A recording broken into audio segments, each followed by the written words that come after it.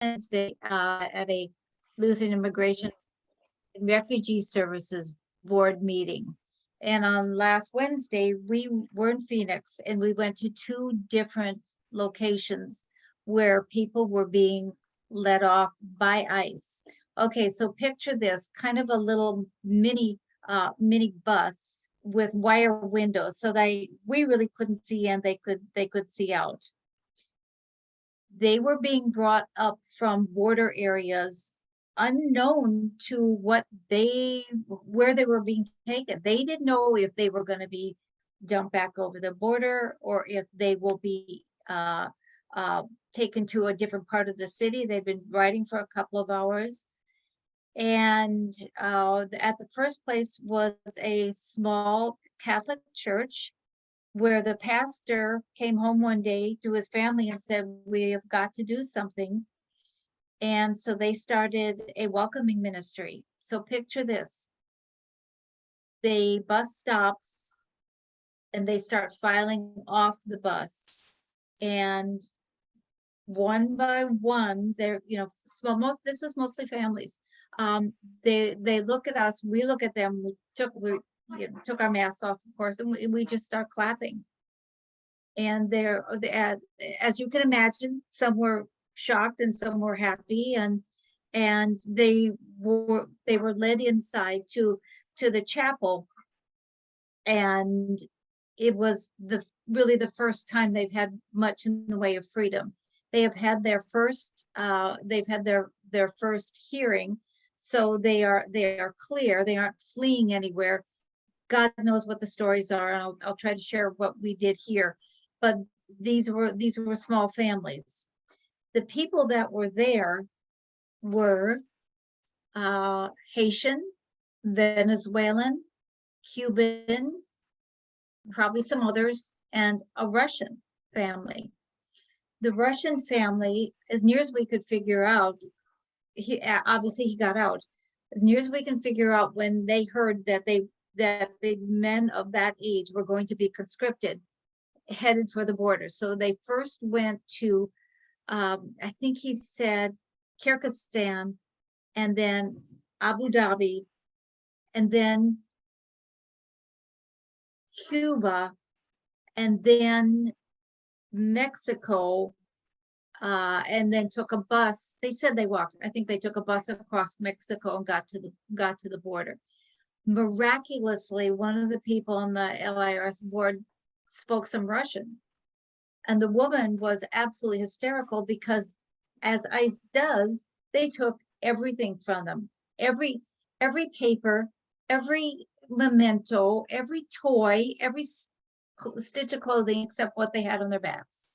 So that when they arrived, they have a plastic bag it's about 2 feet high and a foot wide, just for the whole family. Everything stuffed in there, and the INS papers. That's it. That's what they've got.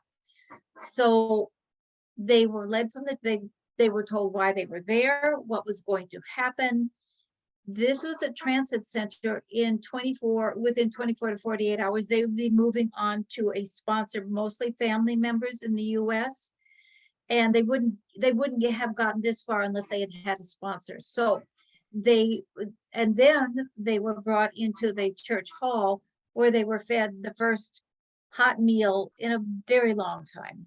I mean, we didn't have enough time to know how long they had been there, if they had been at the border, what the reasons were.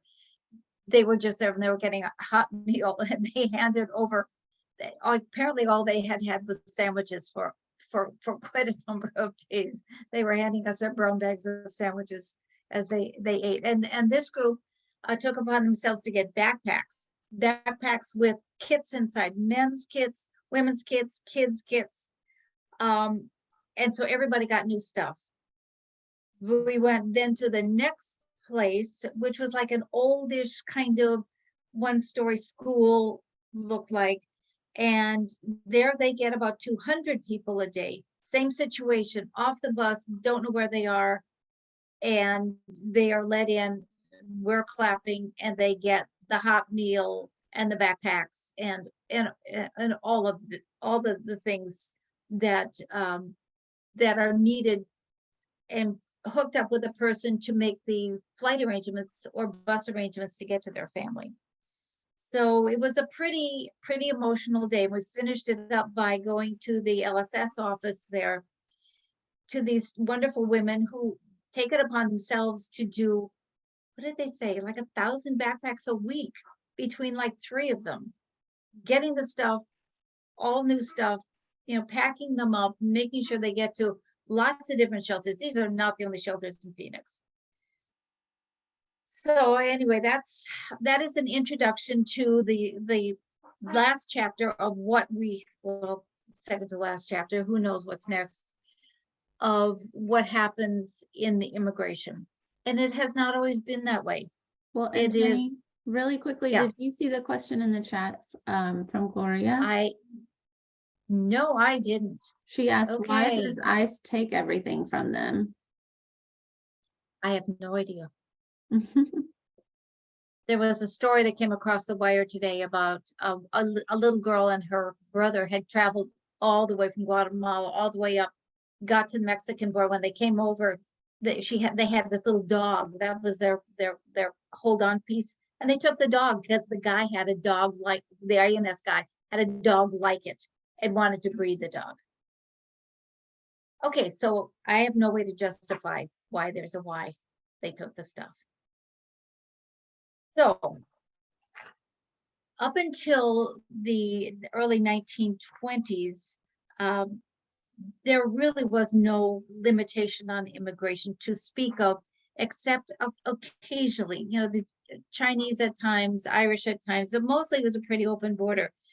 But about that time, in the early 20s, they started clamping down on immigration and put some rules in place around that. So if you look on your book on page 74, and hopefully most of you, if not all of you, I've got the things to bear us. If we look at the numbers of people that are here now, and it says on page 74, 13% of the people in the United States are foreign born, which is a kind of surprise to me, which is also interesting because in 1970, it was 4.7. Was a big difference there. So we look at those numbers. That was the question that was given to you, and things have changed dramatically. As I said before, 1921 was mostly unregulated, and up until 1965, people pretty much, and those of us who are old enough can remember this, people pretty much moved back and forth across the border without any hindrance. There was a theoretical cap of 20,000, but basically 50,000 people moved back and forth. In 1986, Congress offered amnesty to 2.3 million Mexican people who are living in the United States. Now, as humane as that was, that kind of stopped people going back and forth because people feared that if they left, they wouldn't be let back in. Even under President Reagan, there was what was called the Bracero program, and people moved back and forth without too much hindrance, which really is how the crop situation was handled back then. I'm sure you've all read stories about how hard it is to get people to work in the fields in all parts of the United States. Sadly, in 2013, Congress had a bipartisan opportunity for immigration reform. It was so close, and the sponsors were all lined up. It could have passed, but it was not allowed to come to the floor for a vote, which leads to the kind of mess that we have now. So shortly after that, shortly in the early teens of 2000, several things happened. Many of the repressive governments in Central America started blowing up or becoming more repressive.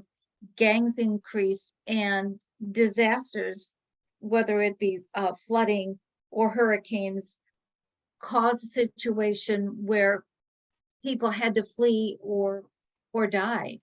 I'm sure if you care enough about this situation to be on this call, you know that things are really bad in Central America.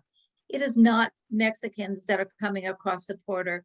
These are people who are fleeing for their lives or the lives of their children.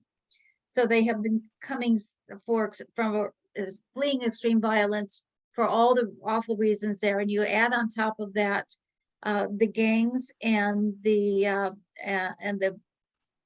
lucrative business of transporting people across the border and all the horrible things that happen along that way and the thousands and thousands of dollars that costs. So that is an explosion of problems that has led to what we have now, plus an unwillingness of Congress to do more than just say it's awful, and in some cases exploit it. In some cases, we are unable as a country to pass any kind of immigration reform. Although there is one happening right now that is that would help some. It would help with judges. It would increase the staffing. It would be something. And surprisingly, Tom Tillis is one of the sponsors of this bill. So kudos to him and credit where credit is due. Let me be really clear in that, and I'm sure you've heard it said, and you might have even thought it yourself. Well, why don't they just get in line and wait their turn? Why don't they just apply and get their turn? Two things there. One is it is not illegal to apply for asylum, which is what these people, the vast majority, are doing at the border. It is not illegal. It is by our law, they have the right to do so if they're fleeing for a number of reasons, race, nationality, political, being out of sync with the political party, gender, religious persecution. It is their right. The second thing is we have made it so that there is no line. There's no way to get in a line to get into the United States. Another piece, of course, is the dreamers who have been here since they were born or brought before the age of 16, and they are stuck. And that's a real political football. And I don't remember the numbers of those offhand, but it is a huge number of people who are kind of stuck in limbo. There's legislation now to get them a green card so they might be able to legally work and then earn towards citizenship status. But it's as awful as you hear that it is. And there's legislation now, as there is most of the time, to adjust their status. As far as immigration goes, it used to be that if you were from certain countries, you had preferential treatment. That got changed, I believe in the 60s, and now it is based on family reunification categories. About 2/3 of the immigrants that come, not refugees, not asylees, whole nother category, 2/3 come from family categories. And it's a long process because every country is assigned a certain number. For example, if you want to get here and you have, if you're from Mexico and applying to come on a family category, the waiting list is 22 years. If you're waiting to get here from the Philippines, it's 12 years. If you're waiting to get here from many countries, there's not much of a waiting list. In addition to that, there's what's called a lottery that people in other countries can apply, and it's kind of like a roulette. Sometimes their numbers come up, sometimes they don't. I've got a good friend whose husband, talk about winning the lottery as he sees it. He was from South Africa and has been here for many years now. Refugee is another status. And the refugee numbers over the last many years have gone up and down. A normalized number would be between 90 and 120,000. And there they again, if they achieve refugee status, they are granted refugee status after going endless endless interviews, counter interviews, re-interviews to achieve refugee status, seeking refuge under persecution, fear from persecution for race, religion, status, gender, and political affiliation. It had been about 90 to 110,000 for a number of years. Under the last administration, in 2020 was 18. And this is all these people that have been through all the interviews, have been through all the gotcha kind of interviews, trying to see if, they catch up a husband, wife saying something, different from each other. They were ready to come and haven't been able to come. And these are people that, like some Iraqis that worked with our troops, haven't even been granted any kind of refugee status, although they should have been. So it's even last year, the number should have been higher, but they weren't. And the administration has asked for, I think, like 110,000 for this year. We're not going to get even close. Part of the reason is the status of the previous administration got rid of a lot of the administration people overseas that have to do the interviews. In the meantime, people have aged, their paperwork has aged out. So they're having to start all over again. The final thing I want to leave you with, and related to status and to our laws, is under the Obama administration, people were going through these steps to try to achieve some kind of status here. I'm thinking specifically of people from Central America and from Mexico, and they really weren't bothered unless they did something criminal, egregiously criminal. And under the recently passed administration, as you know, as I'm sure you've heard, people were swept up, hunted down for just being in the wrong place at the wrong time without status, or if they had a minor, their tail light was out. If they were caught, they were immediately put in the deportation system. And some of us have been to the detention camp in Lumpkin, Georgia, which is 10 hours away. It's the closest one to Greensboro. It is far worse in a prison than you can imagine. So in that process, that's part of the process. And then here in Greensboro, we had a couple of sanctuary families. We had a woman who was married to an American who'd been in the States for about 30 years. In the ensuing time, her daughter back in Mexico had gotten sick. She went back to take care of her, couldn't get back into the country, didn't tell the truth on her document coming back into the country, and that was automatic. Normally, that would be a really big no-no, but under the Obama administration and the Bush administration, it was, her interview was every year. It was renewed every year.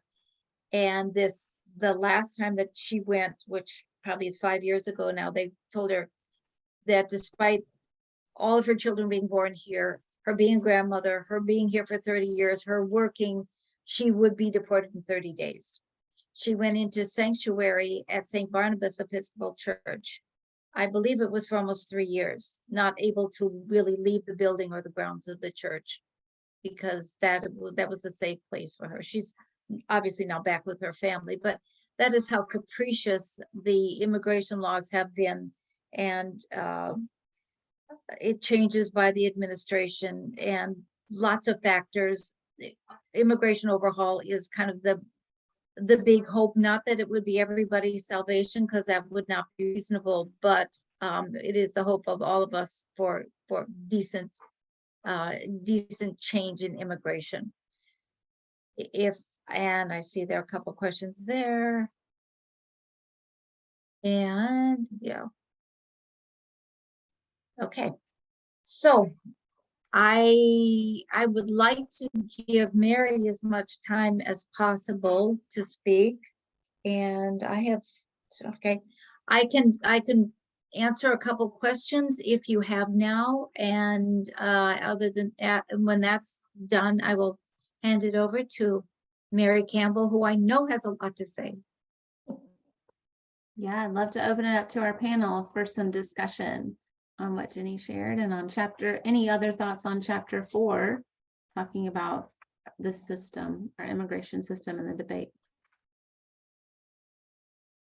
You can I have also, one quick item to share with Ginny. I think she did a really wonderful job summarizing the issues that we're dealing with.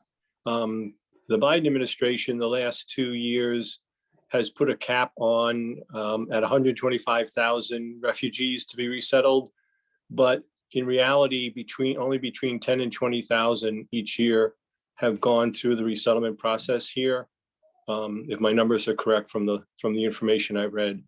And part of that is, as Ginny mentioned, is because the previous administration totally decimated the infrastructure for resettling refugees. And it's a long process to get all those people back up and running again. also, if you have any, if you don't feel like speaking out or your question is longer than whatever, I will put my email in the chat room, or you can chat to me now when Mary starts, and I will do my best to answer you either here or by email. Thank you, Jenny. And Jenny, you mentioned you saw a couple questions in the chat. Were those maybe direct? One of the, no, I saw Oh, Mark's, and yours was one of them. So no, there's nothing specific. okay. But any of us are here to answer questions. And also, before we forget to say it, and I know Dave would want it to be known, you met several of the people that are on the Refugee and Immigration Task Force of the Synod. We are always looking for people with a heart to join us in this effort. And mostly what we do is we share what we are doing now and try to get the word out. So it's not like, you're going to have a million meetings a month. We just meet for an hour once a month visually, not in person. So if that's something that you think would be helpful to your community or to you or to your church, we are also looking for people to represent different parts of the state, because the more people know, the better we are able to create a welcoming and appropriate atmosphere for people here. As you know, as we saw in the chapter, 1 out of 33 people in this country are foreign born. It's a big deal whether we are faced with that every day or not. Thank you. Were there other thoughts on chapter 4 from the panel?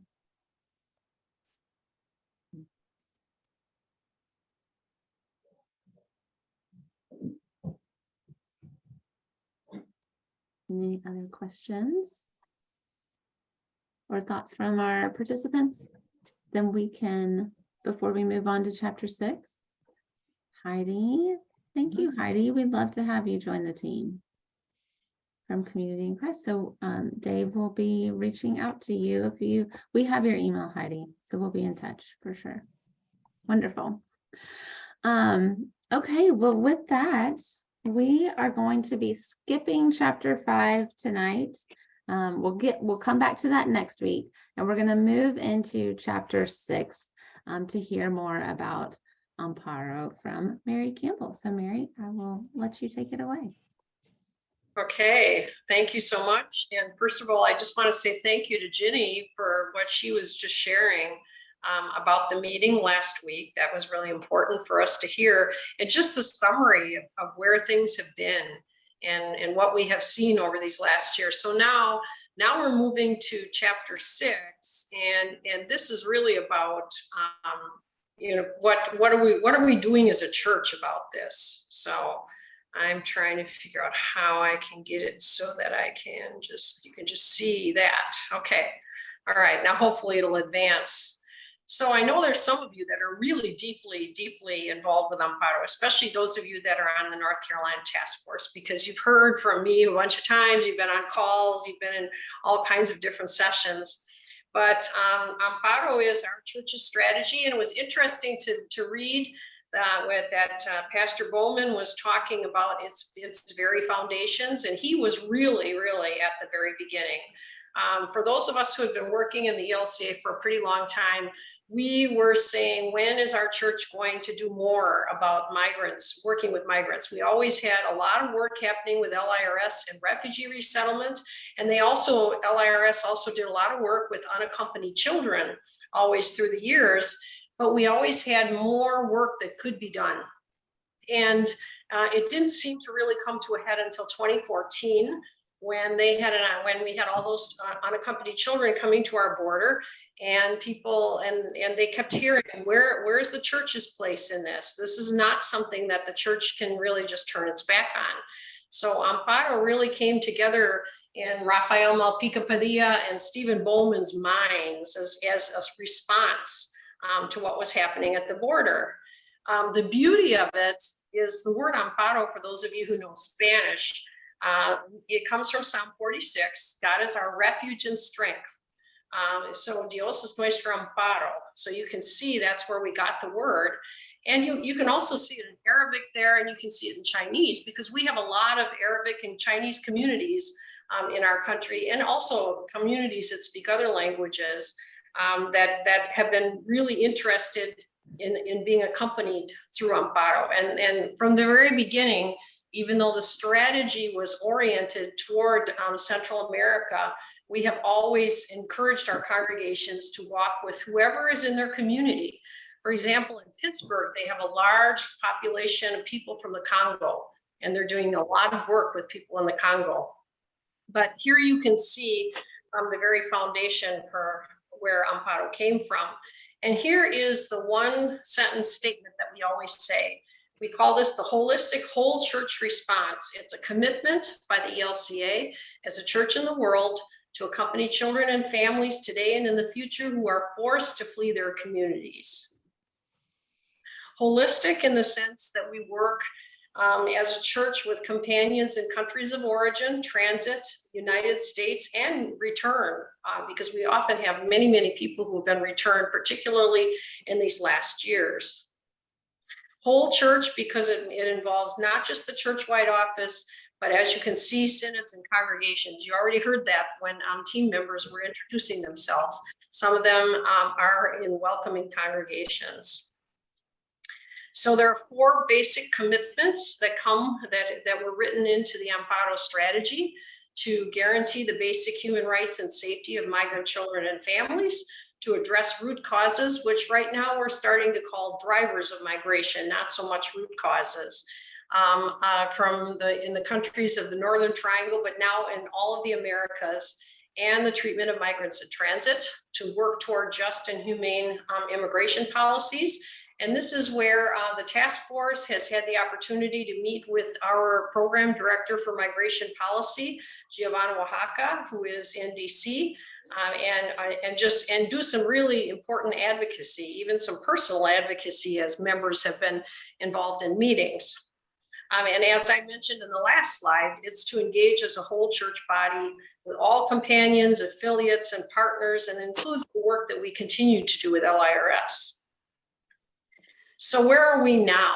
AMMPARO started out as a very modest commitment in 2016 when it was first adopted, to create a network of congregations in the United States and the ELCA and beyond the ELCA that would accompany migrants in the country of destination, but then also with work happening in Central America, in El Salvador, Honduras, and Guatemala, as well as in Mexico, in a country of transit. And so all of this work came to be probably by the beginning of 2018. But where we are now in 2022 is really the diagram that you're looking at that's on the right side of the screen. We now, we had companions who are accompanying people from Venezuela, in Colombia, Argentina, Chile, and Peru, coming to us saying, what about us? We're doing this work as destination countries, or countries of transit in some cases too. And we would like to be participants in AMMPARO. So AMMPARO has expanded and is now AMMPARO of the Americas.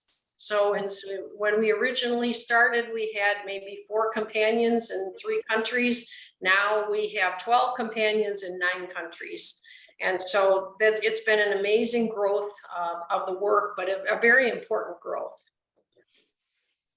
So internationally, what happens? I mean, and this really is the biggest piece of the work.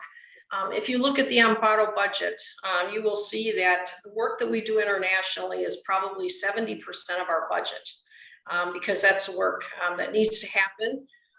And so what our companions are doing is providing holistic services to deported and returned migrants in a process of reintegration. And what this means is, first of all, people need a safe place to live. And while it might be a safe place to live in one moment, it may not be in another moment. We've already had beneficiaries of the different projects of our companions killed at different times in recent years. Because a safe place, the situation is still just as Ginny described it, which is very, very, very dangerous. So they looking for a safe place to live, but then trying to figure out how to make ends meet. That means trying to figure out whether it's possible to start a small business or to get more education, or whatever it might take to get the job, so that there's a way to make ends meet. But then also the third piece of it is psychosocial trauma counseling, because just about everybody who's been through this process has gone through some kind of trauma. And so our companions always start with that, because it's often true that people can't move on to think about what a life could look like until they've had a chance to deal with some of the trauma that they have experienced. So our companions work together as a network and are in constant communication and coordination with each other. We just had a call 2 weeks ago, which was pretty amazing to hear what was happening all through the region. They are in collaboration with networks in governments and non-governmental organizations and regional organizations. And they have a shared vision which uses a rights-based approach to the work that they're doing. And it raises up the importance of advocacy. Here's a video. Hopefully you can hear it or see the translation. En el piso a llorar, yo le dije, Señor, ya no puedo. Haz un milagro en mi vida porque no puedo seguir así. Hay mucha gente mala y yo lo que quiero pues es que tu gracia llegue a mi vida. Y ahí comenzó mi fe a fluir, y fue cuando al mes me tocaron una puerta y llegó y él me dijo, están ayudando en la Federación Luterana de Migrantes. Esto no es parte de ningún político. Si quiere, vaya.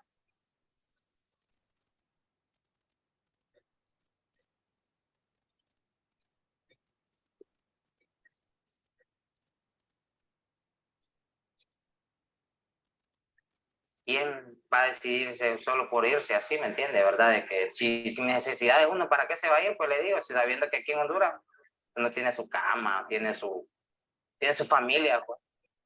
¿Para qué te vas a ir para los estados? Solo la necesidad te obliga a irte. Es difícil porque imagínense que uno va con la ilusión de llegar a Estados Unidos casi 2 meses, pues, guerreando en el camino. Y allá te agarran como que nada. Y te deportan y sabiendo que en 2 meses estuviste para llegar, y hoy a las 6 de la mañana te mandan y a las 11 de la mañana ya estás otra vez aquí en Honduras ya, ligerito.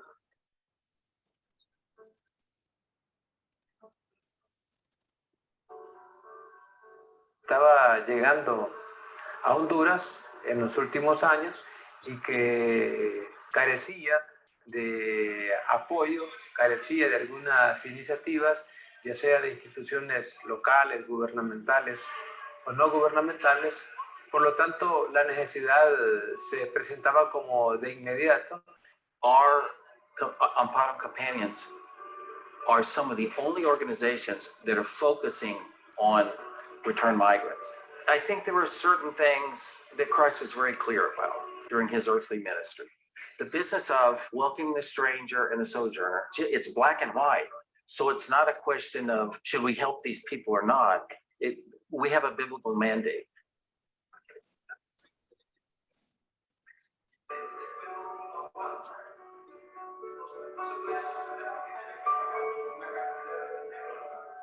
Después de la atención psicológica hay un proceso de formación técnico-vocacional Y también damos habilidades para la vida. Tiene que ver mucho con el cambio de comportamientos y una formación basada en valores y principios para que los y las jóvenes se reinserten a la vida social y productiva. Se les apoya para descubrir sus potencialidades, por decirlo así, en temas de negocios, en habilidades para producir X o Y producto. Creo que la belleza es mi pasión, el maquillaje. Me encanta el maquillaje.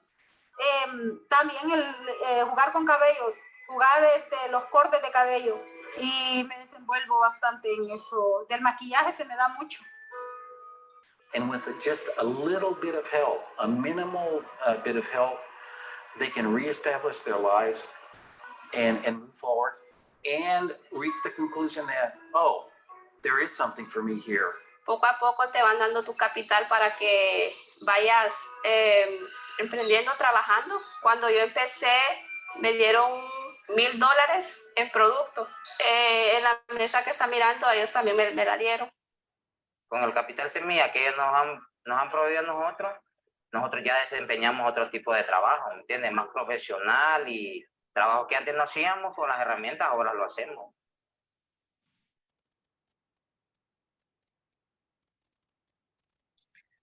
There's more to that video, and I could keep showing it, but it's on our website. So if you go to elca.org/amparo, you'll see the videos there, and you'll have a chance to see the rest of it. So now just to turn our attention just a minute to the United States, just to see what's happening here. And this slide is actually wrong. Since I prepared, I should have changed it earlier today, because we are now at 217 welcoming and sanctuary congregations in the ELCA. And we have activity happening in 58 of our 65 synods. Last synod to have a welcoming congregation join is Indiana, Kentucky. We've been waiting for them to come in because they have a lot of people there, a lot of migrants. So you can see somewhat where some of them are. And we have a lot of task forces like the one you have. So what do welcoming congregations do? They spiritually accompany migrants, which is something that any church does with people that come into its doors. But they also physically accompany migrants, which can mean sometimes going to ICE check-ins, helping people get established in the community, get their children into school. They pray for children and families, and they advocate for policy changes through the work that we do. We also have 10 guardian angel programs where we are the physical presence of the church in the courtroom. We are going to have one in Houston as soon as Houston opens up to in-person hearings, which in some locations, it's already been open for a few months, but in other locations that hasn't happened. So so it's going to be variable in terms of whether there can be a guardian angel program where we have immigration court, because of the great emphasis now on doing hearings by WebEx. Current advocacy issues. Title 42 must end and not be extended to others, which just happened to the Venezuelans. And so now we have a whole lot of Venezuelans. There's 24,000 that will be able to come into the United States if they have passports and if they have sponsors and people willing to have them to take sponsorship of them in the United States. But then you have a whole lot more Venezuelans that are not in Venezuela anymore, but are stuck. And they're all through South America and through Central America. The MPP process of metering must truly end. MPP supposedly ended, but there's still some evidence that people still are suffering from that. We need federal advocacy for citizenship, because there are 11 million undocumented people, and they need to be able to come out of the shadows and so that they're not exploited in their labor. And we also have the deplorable treatment of Haitian migrants in the region, and including look at what's been happening in Haiti itself. And busing, actually, busing is kind of at its tail end. And in fact, the predictions federally is that after the elections next week, we probably aren't going to be seeing busing anymore. Even though on a recent call I was on this week, there still are people who are looking for the buses because they want to get out of Texas. They want to get out of the border communities and get someplace where they can feel like they can start their lives. So their shelters there are saying that they have seen a 40% decrease in the amount of people that they're seeing, but they're still seeing people who are looking, who would like to be bused and to get out of there.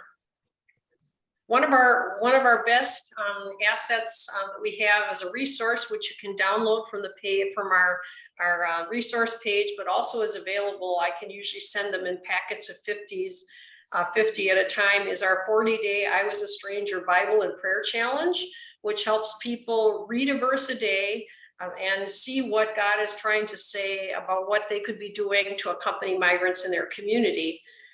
And one of my favorites is this one, which is Romans 12:13. Don't quit in hard times, pray all the harder, help the needy, and be inventive in hospitality. And I really believe that that's the moment that we find ourselves in at this moment.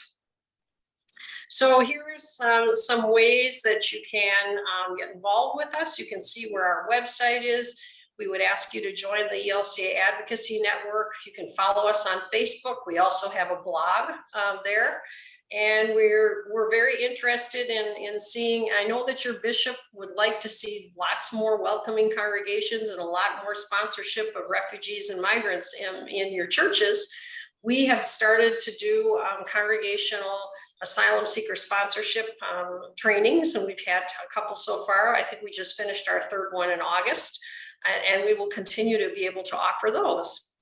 So I'm going to stop right there and just open it up for any questions that anyone might have.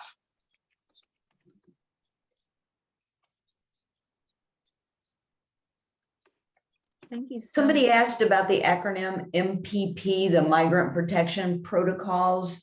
Yes. Could you explain that just a little bit more?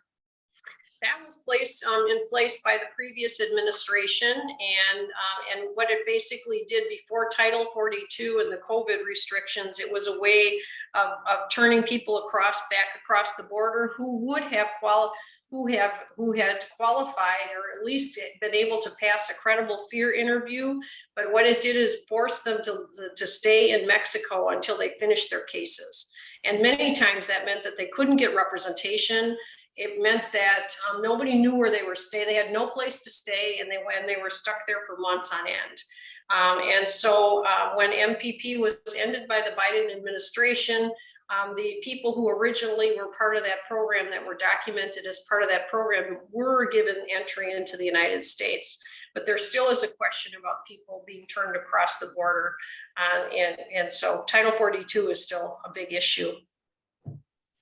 And I see, and Dave has put in into the chat that there are 4 congregations in North Carolina that are part of the AMMPARO network. So that's really great.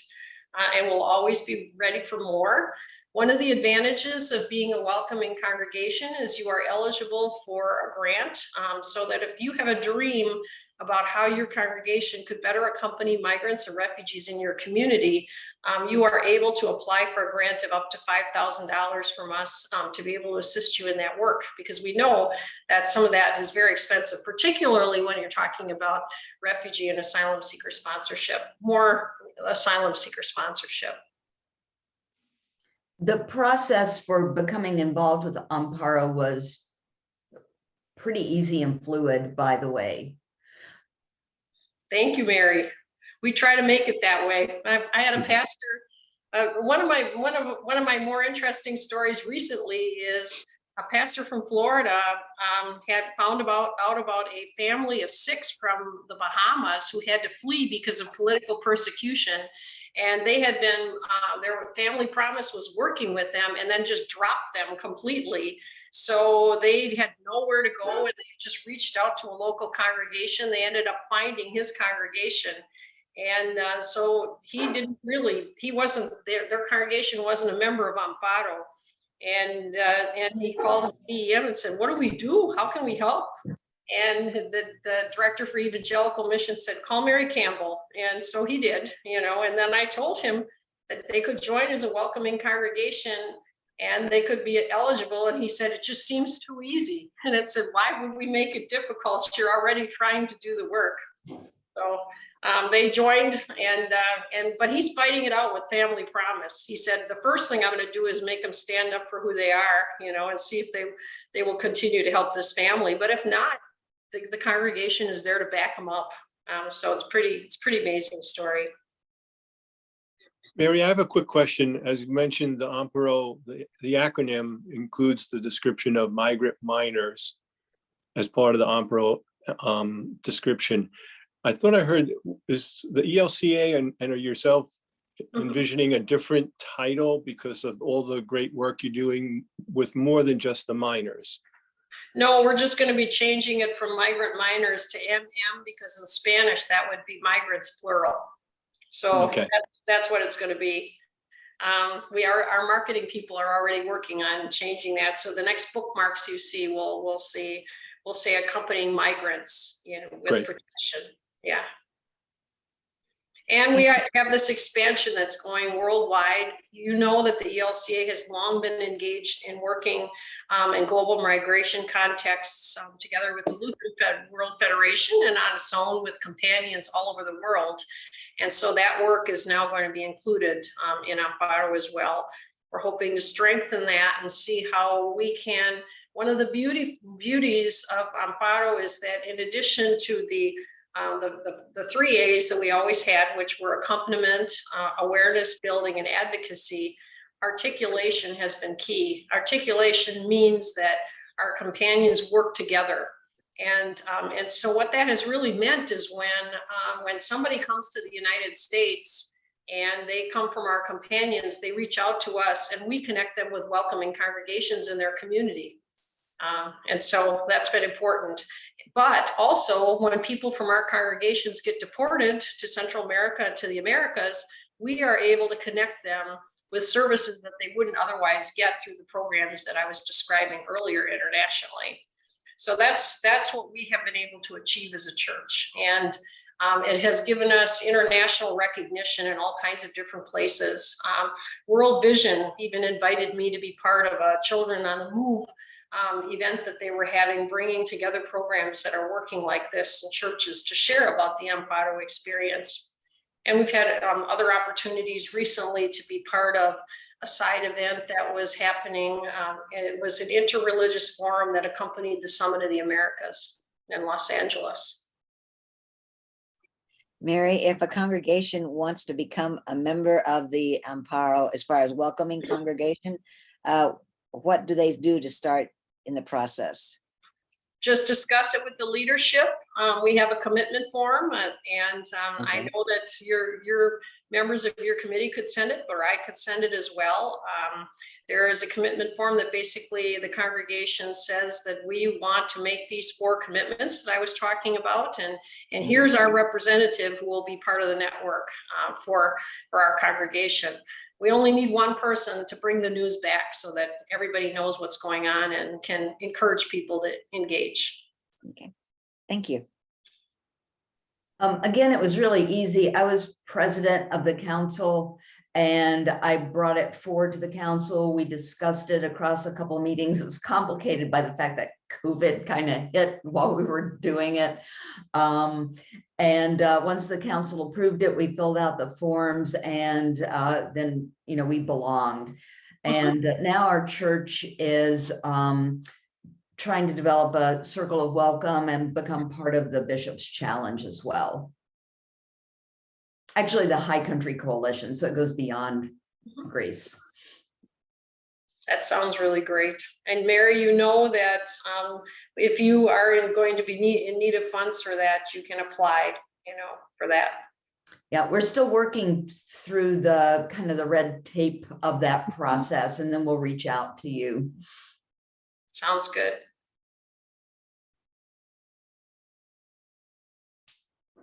Any other questions or thoughts? This has been really wonderful, Mary and Jenny. Thank you both. Well, and just know that this amazing work that happens with our companions is something that even people who might not necessarily agree with that we should have migrants in our communities can support. I've been in churches where I've been able to speak about that, and people who are kind of on the other side of the fence really were happy to know that we were doing that kind of work. I think Ginny's got her hand up too. I do. You have mentioned several times about $5,000. Can you give a little more detail on that? I think that would be of interest to a lot of people. You know, we have the 70% challenge on the part of our bishop to all of our congregations in North Carolina. And I think that has been inspirational to having so many people on each week. Are you literally saying 5,000 per congregation, or just give us some more depth to that? Well, up to this point, it's been 5,000 per congregation. We have had a very small pot of money, and even though the process is pretty simple, I mean, all it requires is a simple concept note which narrates what exactly you're going to use the money for. It has to involve congregational engagement of some kind. That can be through sponsorship, but it could be something entirely different.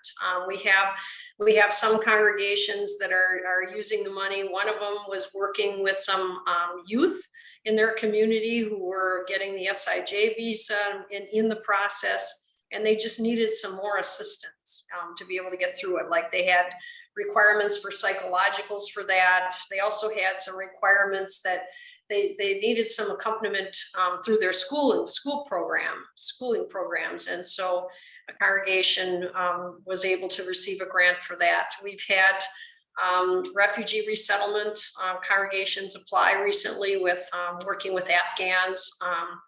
And we've had asylum seeker sponsorship applying. And so at this moment, it's $5,000. If we come to the point where we run through that money pretty fast, we might have to change that number. But so far, it's been good. And we will finish the year, then there still might be some money in the pot, actually. I think COVID really did change a lot of congregational activism around some of that, even though we're seeing a lot more because of the congregational sponsorship.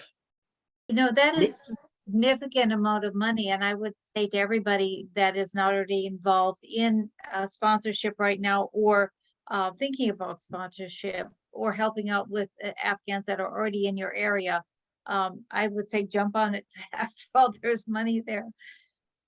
Right. Yeah, Mary, I have a quick follow-up question on that. Carissa and I are working together to try to submit an application for a grant that we can help our congregations in North Carolina with the refugee resettlement program that the bishop has instituted. When I went to the grant maker website, it appeared that we needed to set up an account number with the federal tax ID and all that. Am I not looking at it correctly, or am I looking at the wrong site? You shouldn't have to do that because this would go to the congregation. So your congregation already has its tax exempt status. So I don't think you'll need to go that far, but you will have to register a bank account and a fiscal agent in order for that to happen. Yes, actually, this is going to be held through the Synod, our task force, not my own congregation. So that's why I was coordinating with Carissa to engage the Synod in that, right? Right. Okay. The Synod wouldn't have any problem. You're just going to have to get whoever the fiscal agent is listed there. Great. All right. If there are no more questions, then we can end a little early tonight.